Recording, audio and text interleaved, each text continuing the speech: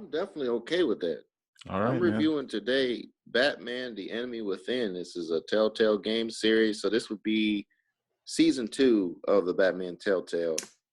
And offhand, I can tell you, I really hope that they do a season three. The storytelling again is really good. The voice acting phenomenal. Again, no surprise there with Telltale Games. We have Troy Baker reprising his role as Batman, and Deborah Wilson of Mad TV fame. She's actually voicing Amanda Waller in this, and she has a big part in this game. She basically blackmails you to do her bidding. Of course, her bidding is in her eyes for the greater good, and it's up to the viewer to decide where she's at with it. Pretty much that's pretty Typical. much how it is, the status quo with Waller. So they've Right. transferred that to this game. But the main thing I really enjoyed in this was the Joker dynamic and how you treat Joker throughout. You could end up with a different Joker at the end. So you can there's an option where you can kind of take him under your wing a little bit and be his buddy.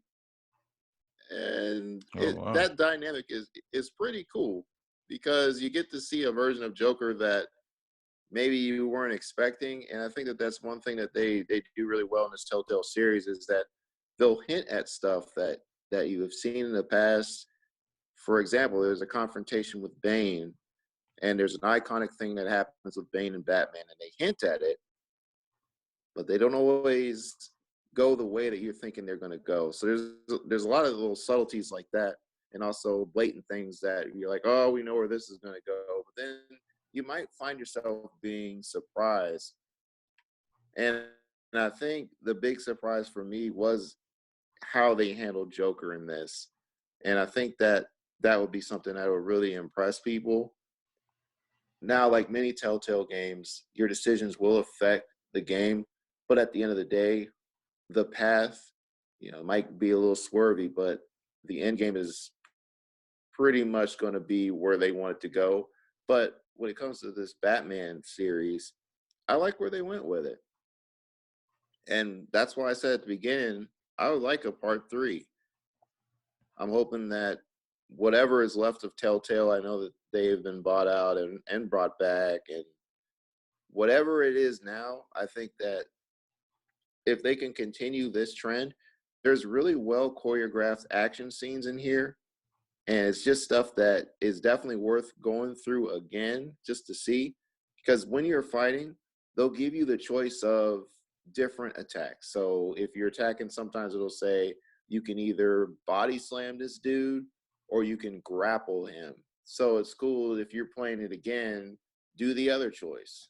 Hmm. With that being said, like many Telltale games, if you go through it two times, maybe even on your first time, you may have enjoyed that cinematic experience that they do, but you're probably not going to go back. And there's nothing really here where I'm like, okay, yeah, again, like I don't want to take away from the storytelling, but as a game, I'm not sure if I would keep going back and keep going back because it's an on rails storytelling experience. So I don't want to knock it for that, but in the same vein, the difficulty is not there. So let's say the timing to hit the button prompts, you get plenty of time to do that.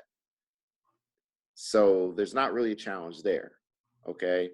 And again, when you make choices, you're still going to end the way they want you to end. You're still going to get there.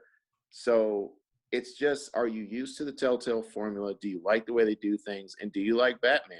If you answered yes to those questions, then I can really recommend this game. But if you're not a big fan of the Telltale format, I don't know if this is going to change your mind.